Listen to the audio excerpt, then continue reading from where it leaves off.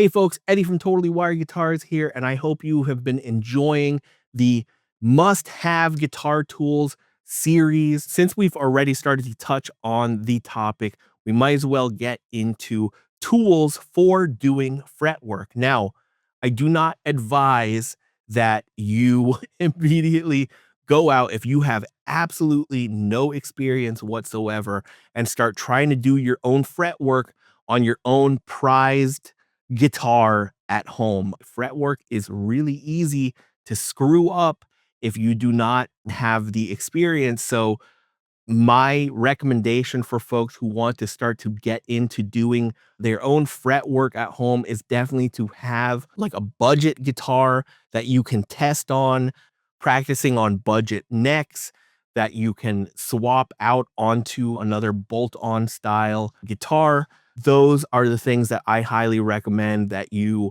get a couple of runs in on and practice and feel comfortable doing before you start to touch your $2,000+ instruments. The very first thing that I wanted to recommend for fretwork, and this is even for just basic fret polishing, is this Music Nomad fret guard. I only bought this thing maybe a year or two ago. Prior to getting this, I would have to take the time to use low tack tape to completely tape off my fretboards before doing any type of fretwork. This thing just saved me so much time and it's awesome. Now, the most common kind of fretwork that folks will do at home is fret end dressing. Fret end dressing basically is when you address sharp fret ends, the shape of your fret ends to round them off a bit. And for those, you are definitely going to need a fret dressing file. My two favorites that I have found have been by StewMac. Again, no surprise there, as well as Music Nomad's fret end dressing file. This one is a bit more ergonomic. As you can see, it's got a bigger handle, and this one has a diamond coating, whereas I believe the abrasive on the StewMac one is just lower grit file. Both have a flat edge as well as a rounded edge, depending on what it is that you are doing in your fret end dressing.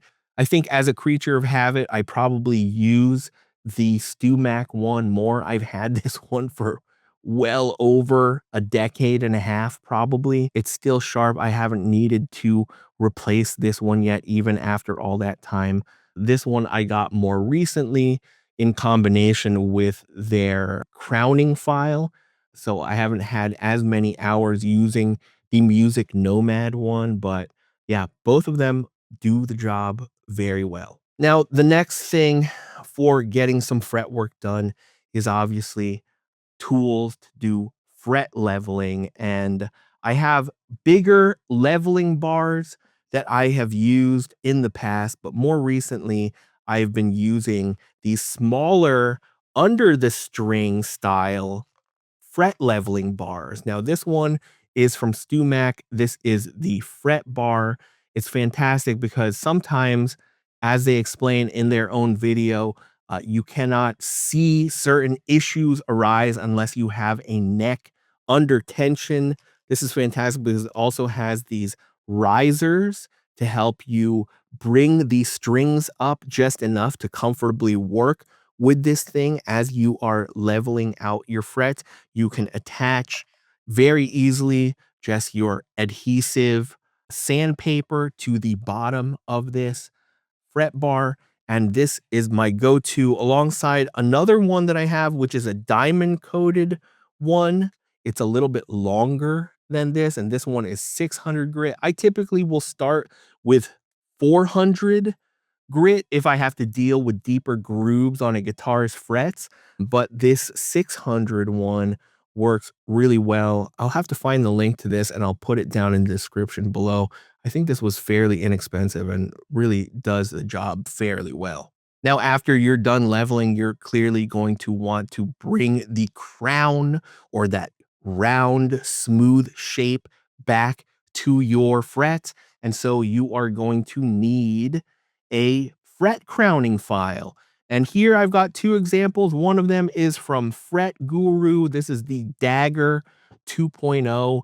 It's got two sides to it, one for your vintage size frets up to your medium, large, and 6105 frets. So up to your like medium jumbo style, narrow, tall, vintage size.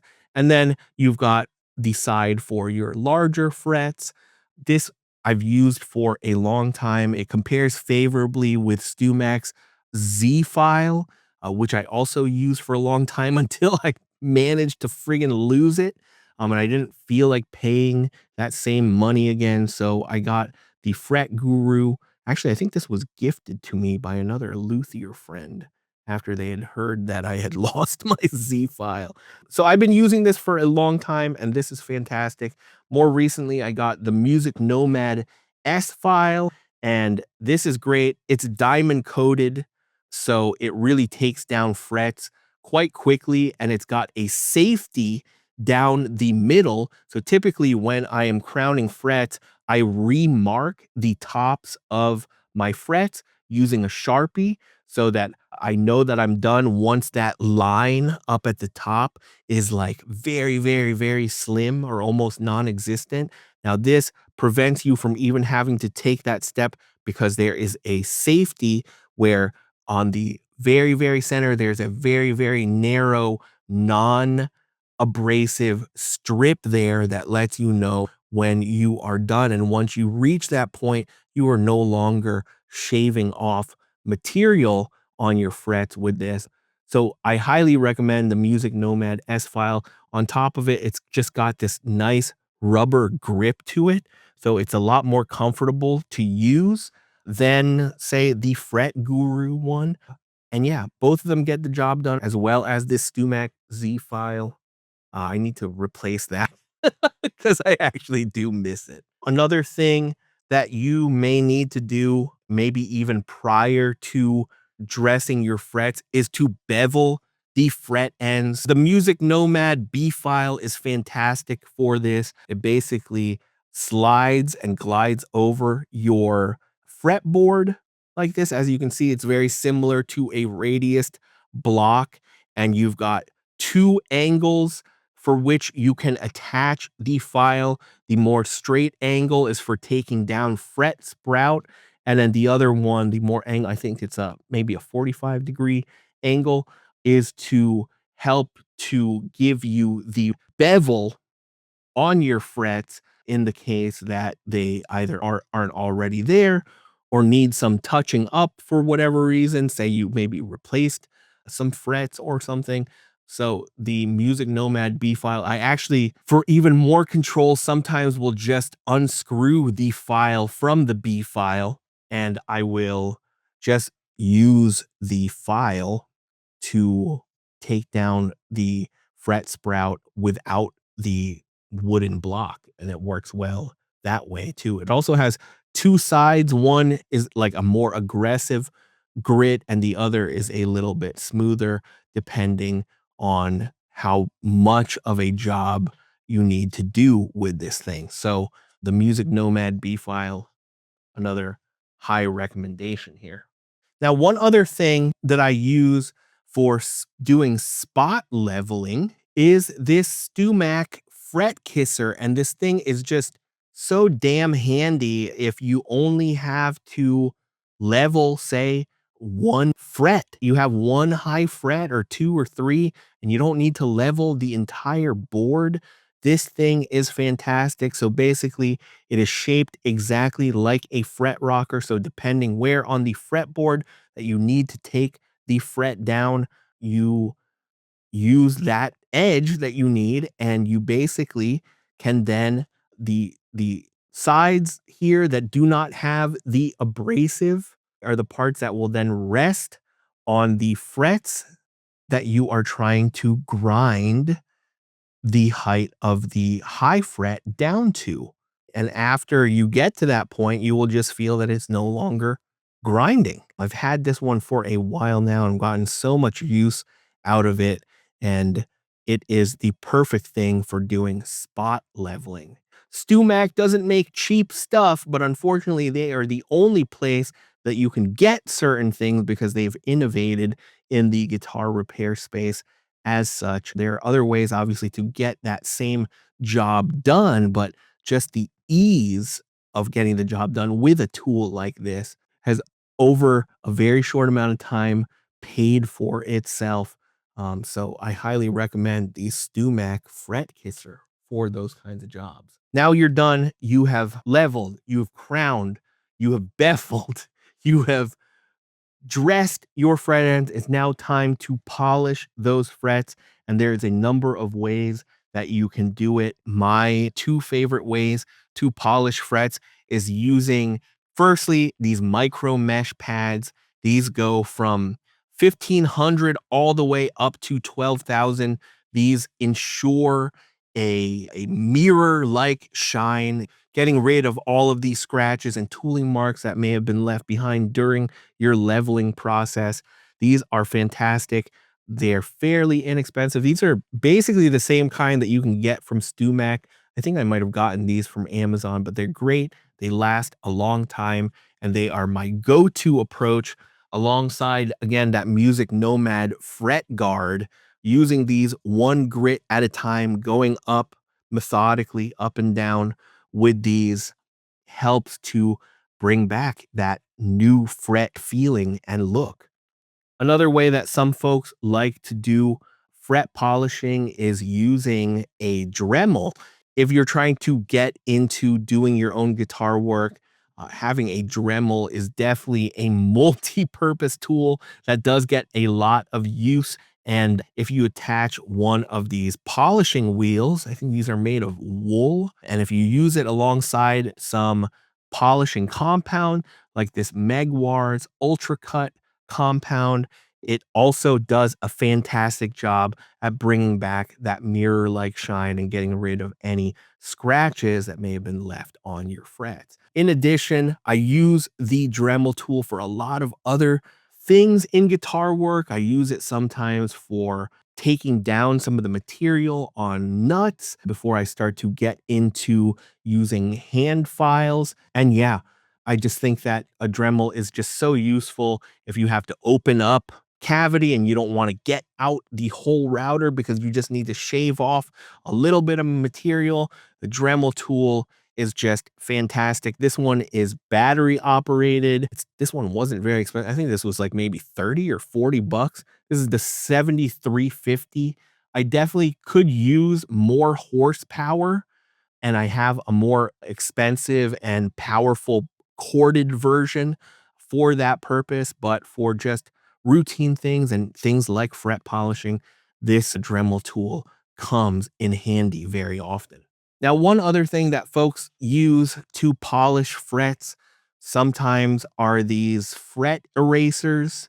I've used them. They can be good in a pinch, but they definitely aren't as good as, say, the micro mesh pads, in my opinion. They wear down. You end up with divots and stuff in these. And I mean, they're great little multi-purpose abrasive erasers, but overall, I don't really, after I started using micro mesh pads or my Dremel and stuff, these don't really see a lot of use on my bench, at least. Now, moving on to doing nut work, you definitely need some specialized tools to work on guitar nuts. It's a lot of files, and I have used many different kinds over the years. Most recently, for the longest time, I've been using these Hosco Japanese made fret files. I still use them every now and again. You get a set of 10. They compare favorably to the StewMac files. These are professional nut slotting files. I've recently retired this set. I've mostly been using these Music Nomad nut slotting files, and these are just great. I had tried these out first by just buying one or two of them before buying a set. I find that the acoustic set, which is a 13 to 56 set, is the most multi-purpose for me.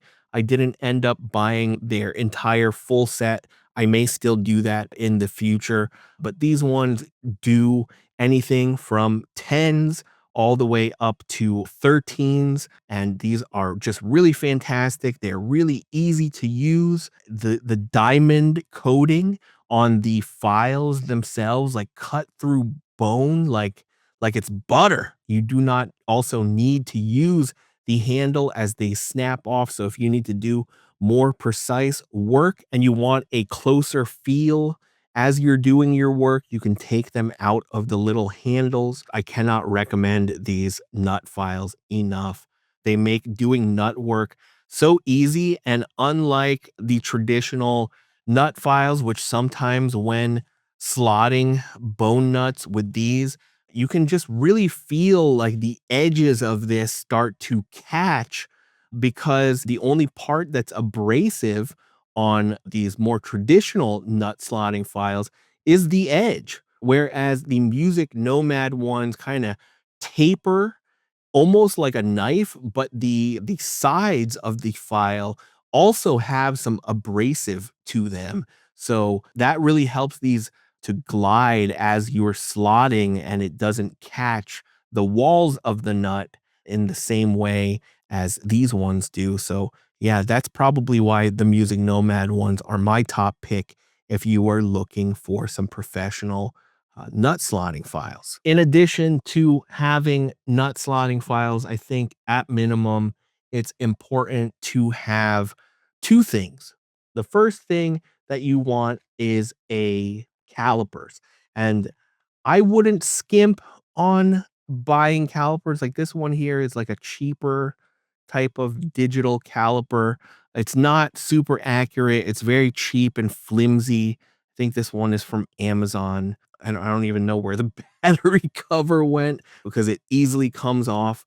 And this is not very accurate. Now, this one here, I'm not sure what the brand of this, but this is closer to the expensive ones that you can buy from StewMac. It is a mostly metal construction on this one. The reeds that I can get on these calipers are really, really accurate. You can lock this down very easily. And so the reason why you need these for doing nut work is because you definitely want to get a read on how high your frets are. That is how you will know how deep these slots should be on your nut. And so that's why this, in combination with a good set of feeler gauges. Now, prior to some more specialized feeler gauges, I had used just your normal automotive feeler gauges for a very, very long time. Having these also help to measure your action, and as a dual purpose, I often will use and measure out how much height I should have between the bottom of my nut slots and the top of the fretboard. And they help to kind of guard and prevent you from going any lower when you are using these in front of the nut. So basically, I will remove the ones that I needed, put them in front of the nut, hold them in place as I am slotting the nut to depth, and it keeps you from going too low on your nut as you slot. Now, this I remember was a game changer. This is StewMac's safety nut slotting system. And so this call here basically works in conjunction with their extra long feeler gauges. And you basically then put this in front of the nut. This prevents me from having to hold down the feeler gauges as I'm doing the nut work. So it helps me to get the job done easier. And yeah, so this basically then does the same thing, but they're extra long. So they stay in place as you're doing your nut work, and it comes in a very easy to read. And you can see here the little tooling marks that I've already left on these from hitting the maximum depth that I needed from each nut slot. In addition, it comes with these tapered shims that also easily slide in. And what this is for is to help you make the overall shape of the top of the nut, which is supposed to be a bit higher on the bass side and lower on the treble side. And you can use this to help mark off your nut if you are shaping one from scratch. Yeah, this thing was expensive. I think it was like $100, maybe even a little bit more, but I've gotten so much mileage out of this system that it is more than paid for itself over a very, very short amount of time. So I definitely highly recommend the StewMac safety nut slotting system here. Now, in addition to nut slotting files and feeler gauges and your calipers, which calipers again also come in handy for many other kinds of measurements that you will need to do during guitar work. I also like to have more general files on hand for shaping a nut. Things like this pocket file from StewMac is fantastic. I even have other things that I've used over the years that help get the job done, such as this like nail file. This is just, you could probably get one of these from your wife or girlfriend. They'll probably be pissed that you ruined it though. And yeah, so just having general files, jewelers files, even, and for more intense shaping, you'll obviously need bigger files for that kind of job. And I use files like these, like huge files as well as needle style files. So having a file set is really, really handy when you are doing guitar work in general, but definitely also for doing nut work. Now, when I'm trying to get the shape of a nut in, this is another thing that has more than paid for itself over time. This is the StewMac like tabletop vise. This is I use this thing for so many things, nuts definitely being one of them. It is very, very high quality. It's heavy, so it doesn't move when I'm using it. And I will often pop a nut blank into here, one that I've already slotted to get the final shaping down as I use the bigger files to cut in the final shape of the nut. I also use this thing for doing electronics work, this thing to hold pots and circuits and things like that. I just get so much usage from this thing. Okay, now let's get into doing electronics work. And there really isn't that much that you need. I keep it pretty basic. As far as soldering goes, you definitely want a high quality solder. I have found that when I have purchased inferior solders, even though they are the type that I like to use, which is 6040 rosin core, when I've gotten other brands other than I've been using Tenma. I know that the label on this doesn't say Tenma, but this is the 1 millimeter diameter 6040 rosin core solder. This stuff is just fantastic. A high quality solder goes a long way in getting you those nice, super shiny solder points and solder joints. When this was out of stock, I tried another brand, and that brand was I kept getting cold joints, and I didn't know why. And I ended up buying a whole bunch of other things, and it ended up being the damn solder. So when my solder came back in stock, it was a no-brainer to me. That probably should have been the first thing that I checked. Like, you just don't know. You can buy the official Weller solder, which has the name brand attached to it. But sometimes, even if you're ordering from places like Amazon, you don't know. You don't know if the stuff that you're getting is counterfeit stuff. I can't, Amazon is almost as bad as friggin' Temu at this point with that counterfeit stuff. So, but anyway, doing electronics work, get yourself a decent soldering iron. The one that I'm using now, I believe, is 70 watts. That's more than enough for doing guitar work.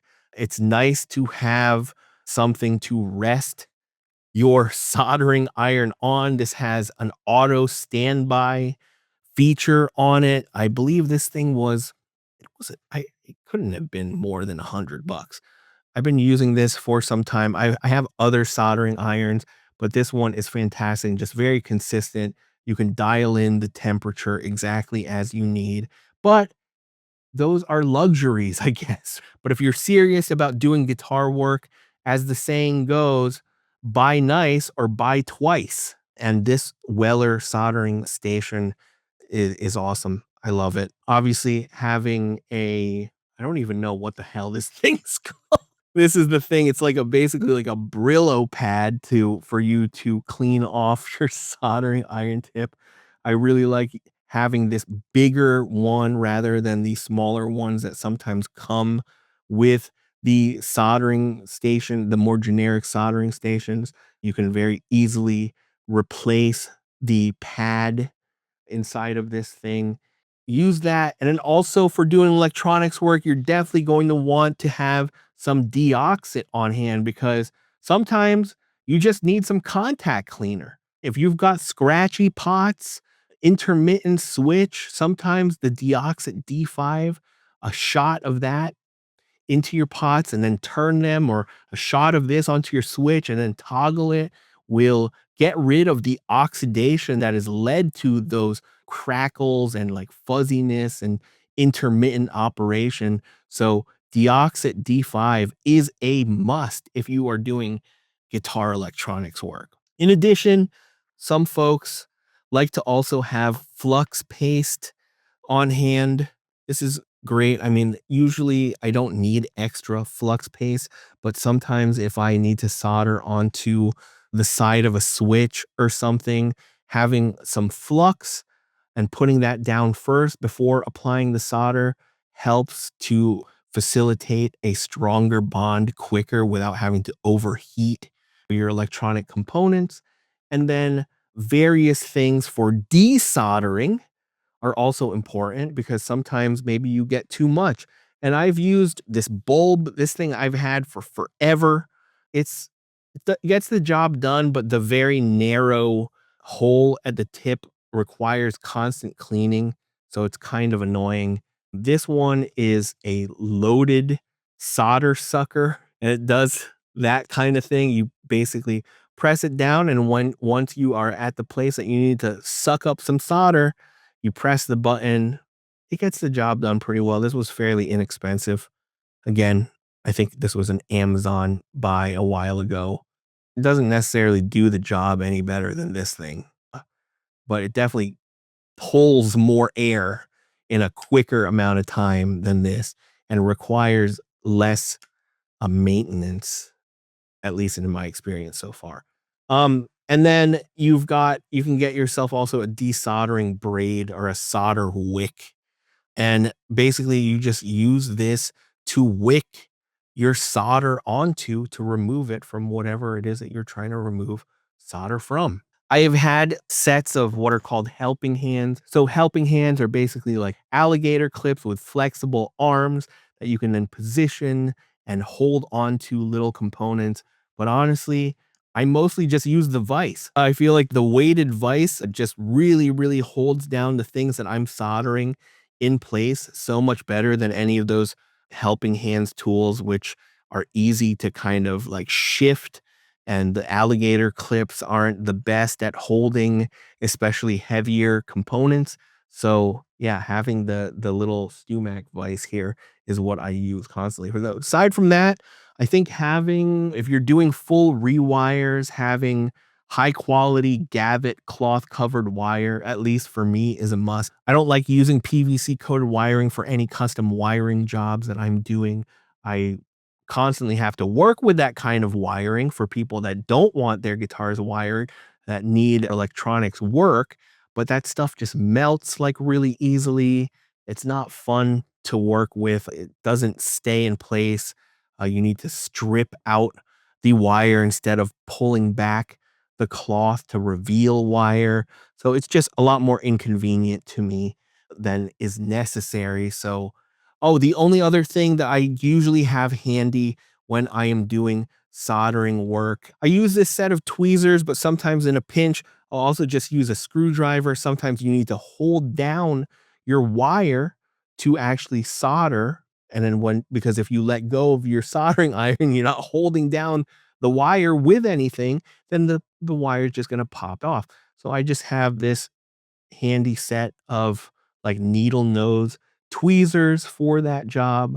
But again, even just having like a mini screwdriver or something helps in that case. Oh, and I forgot to mention this one other thing that I constantly use when I'm doing electronics work, because safety first, my friends, is having some kind of exhaust fan. It is better to have something like this than a fan blowing at you rather than extracting fumes away from you, because when you have a fan or cold air blowing at you as you're soldering, it increases the likelihood of a cold joint.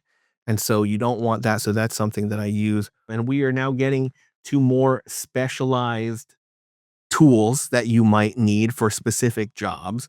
Being an offset guitar channel, one of the things that is the most annoying thing I have to do working with offset guitars is extracting the stock thimbles to install, say, mastery thimbles or AVRI thimbles or any one of the proprietary thimbles that come with all of the premium bridge options. And shout outs to Shelby Pollard at Black Bobbin for sharing this tip a while back. The easiest way that I found to extract those thimbles is by using a an extracting bit. So basically, this thing is not a normal type of drill bit.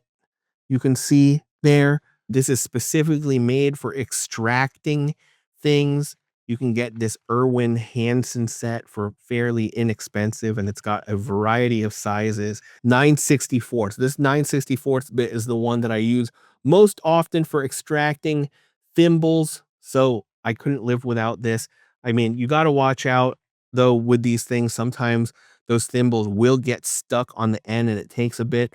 And there is a high chance that you are going to destroy the stock thimble. But if you're not keeping them anyway, this is definitely a lot easier to use than say like using a soldering iron and trying to pry the thimbles out. It's just, yeah, that for as long as I've been doing offset guitars has been a effing nightmare for me. But this has made my life so much easier. There are other things that you may need. So, for example, for opening up the holes in your headstock, if you have to install higher quality tuners, sometimes the holes are too small. And so for that, having a hand reamer is a very, very easy way to do it. This one is just like a T-style handheld reamer. I've had this for forever.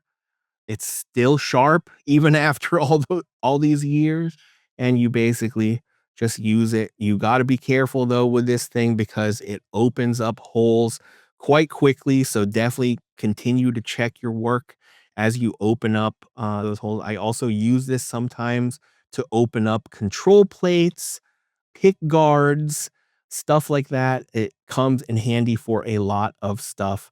So I definitely recommend having some type of hand reamer.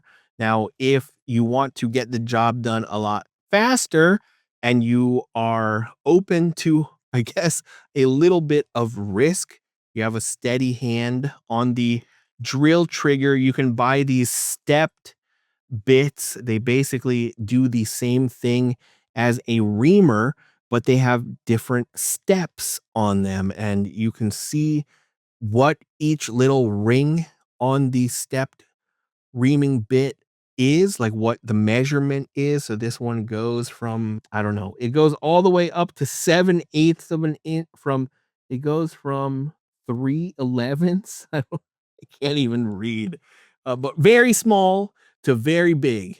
And you can open up holes very, very quickly with this thing. I would recommend using a drill on very, very low settings on this. And yeah, that is another way to open up holes that need opening. Let me think. What else do we have over here? Self-leveling drill bits. So that is one of the big apprehensions or anxieties I feel like that folks who are starting to get into doing their own guitar work have when you have to drill brand new holes. You're worried about drilling them at an angle, but these self-leveling bits basically have like a little sleeve that ensures after you've used a puncher, like a pilot hole puncher to make a little divot where you want to make a hole. These things are fantastic. I have even cheap ones that do a pretty fantastic job. You can replace the little bits inside of them if they break or wear out. My recommended ones, I think, are made by Bosch. They're these black ones, and I use these all the time for especially things like drilling neck mounting holes, drilling pick guard mounting holes. These are just so effective and just give me the peace of mind that I need to make sure that my holes aren't going in crooked. So yeah, self-leveling drill bits. Get them. Is there anything else to that point as well? I've had these for a long time too, and you can see tape from where I've marked off the maximum depth. But the thing that I definitely recommend to folks are these drill bit collars. You basically use an Allen key to affix this thing. It comes in a variety of sizes based on which drill bit that you are using. And yeah, prevents you from going too deep. How many times have I accidentally drilled through, especially in my early years, drilled through a damn headstock because something as flimsy as tape got pushed up and I couldn't tell. Oh my gosh, having these little collars would have prevented that from happening and saved me a lot of headache back then. But yeah, getting yourself some good drill bits, obviously, and the drill bit collars, or they're called stoppers, drill bit stoppers, is important. Another thing that you can get also for drilling straight holes would be a drill block. Now, these are all things, if you have a drill press, then obviously you don't need any of this, or at least you're not going to need this drill block.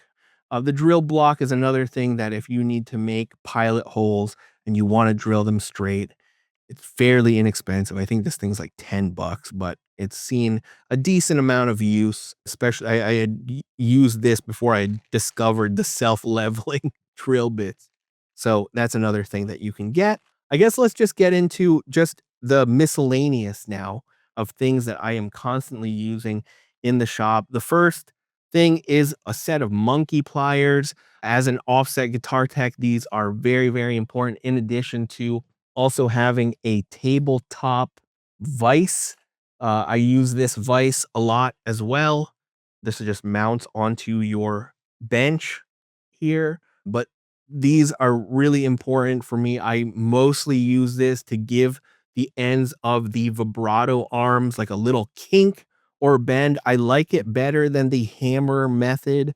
I feel like I have a bit more control using these. I've also used these to, along with some credit cards or just like plastic hotel key cards, when I am press fitting bushings into a headstock. These come in handy for that purpose. If you have money to spare, you can get this thing instead, which is a tuner bushing extractor as well as press. This is made by StewMac.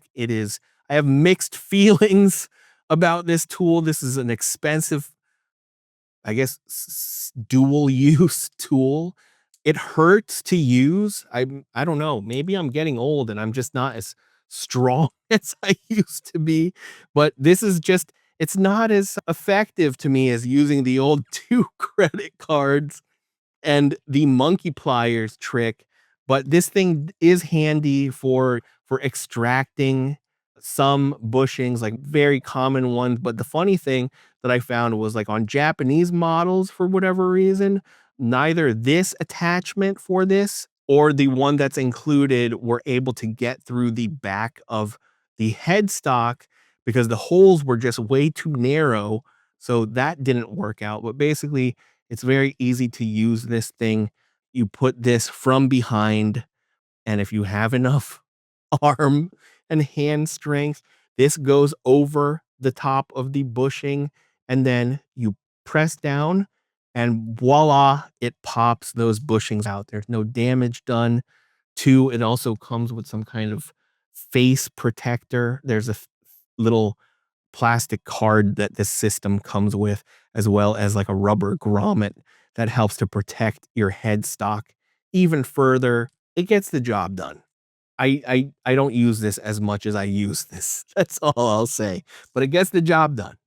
You like buying specialized tools for guitar work, one use kind of tools, that StewMac thing is there for you. Also, if you are big into building parts casters, especially ones with tremolo routes, like for a Jazzmaster and Jaguar, you're gonna need a very, a very long drill bit to be able to drill through, whether you are putting in a hole from your vibrato or tremolo route into your lead control panel, or you want to put in a hole to your bridge thimble hole. Having a very long drill bit like this is important. Definitely, you have to be careful because it's pretty strong, but it's also very long. So if you apply too much pressure too soon, it would be very easy to snap one of these things in half. Now, a few more things that are like part of like my go-to. Obviously, having low-tack tape. Low-tack tape comes in handy for so many things while you're doing guitar work. If you don't want to buy the Music Nomad fret guard and you're doing fretwork, you're going to need low tack tape to tape off your fretboard and fretboard edges and stuff. I typically keep a spool of twine. I like to use this to clean out nut slots, primarily saddle slots. You can use this to clean out. It's just like using dental floss. I sometimes will spray some cleaner onto the twine here and before I go at it, and it does a really fantastic job. The other thing that is super important for me that I use a ton is naphtha, and naphtha, in case you didn't know, like Zippo lighter fluid is naphtha, essentially. You can buy bigger bottles of naphtha. I like buying this stuff because it has the very, very tiny nozzle at the top here. But naphtha is fantastic for just cleaning things off, especially if you have to clean off gunk or you have to clean off like some residue or leftover adhesive.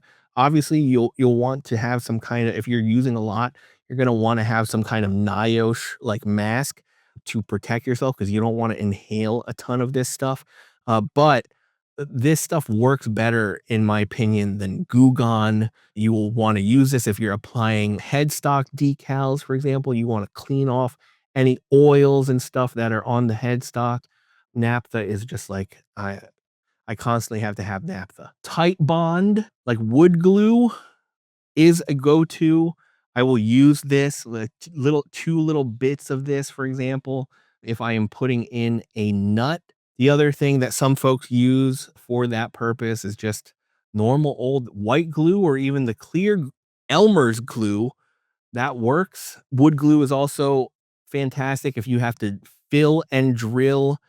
So if you are plugging holes, like for example, you've stripped out some of the holes for your pick guards and you need to use like a dowel or toothpick or something, I typically will use wood glue for that. Another thing that I am constantly using, especially if you are doing drop fills on poly finishes and various other things, is just CA glue. CA glue is just a fancy word for super glue. They come in various viscosities. I've more recently been using this Star Bond stuff. It's fine, but there's a number of different super glues with different varying setting times depending on what you need it for. But having CA glue is very, very handy to have on hand. And then lastly, I think the only other thing that we have left to cover here are very basic things. Obviously, safety goggles. If you're using like a Dremel or a drill for really like high impact, high intensity, like work, soldering even. Sometimes like it's easy for solder to splash. Having a set of safety glasses is always very, very important. And then the last thing that I have to go over is just your various lubricants and cleaners and polishing stuff that I use. And so my go-tos for like fretboard lubricants and neck lubricants for the longest time has been Dr. Duck's there. Dr. Duck's Axe Wax. This stuff is fantastic. It really helps your fretboard feel slick and also nourishes and hydrates the fretboard. And then there's also, of course, Music Nomad's beloved F1 oil. This stuff smells better, in my opinion, than this, but they basically do the same thing. You need to add a bit of moisture to your fretboard because it's really dry. Both of these get the job done well. For cleaning, my go-to for forever has been Dunlop's Formula 65. I will buy this stuff in a huge bottle and then just refill this tiny one for just ease of use. And I think we covered this one before, but if you have scratches that you need to get out, I typically will use a buffing wheel alongside this Jaguar's Mirror Glaze Ultra Cut compound here. This is my go-to. I have other like grits, but this one is for getting out fine scratches, and this is fantastic for polishing out those fine scratches, whether it be on a guitar body or pick guard or hardware or whatever. This stuff works a treat.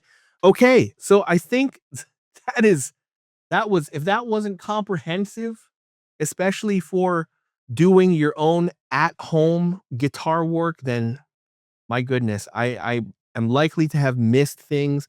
So definitely chime in the comments with your go-to guitar tools that you love to use, especially if you are a professional guitar tech or luthier and you want to give some pointers to beginners out there who are just getting started. That kind of information is super valuable. And if you're just getting started, let us know some of your experiences so far. What are the tools that have helped you in the beginning of your journey? Love to hear it. If you haven't already, please hit that like and subscribe button as well as the notification bell to be notified of new videos as they drop. And as always, don't forget to follow Totally Wired Guitars for more offset guitars setup tips. Holy, that was long as hell.